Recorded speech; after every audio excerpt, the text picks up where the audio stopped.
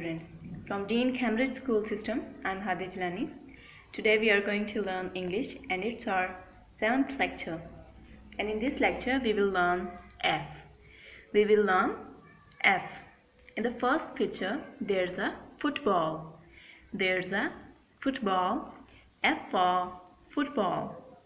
F for football. Look at the next picture. It's fire.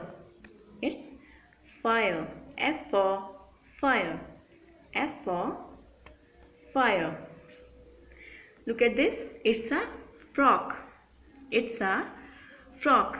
F for frog. In the next picture there is a fish. It's a fish.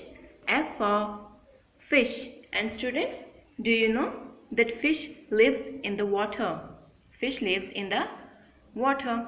Okay students, practice both the capital form of F and the small form of F on your notebooks. Okay, we will meet with our next lecture. Allah Hafiz.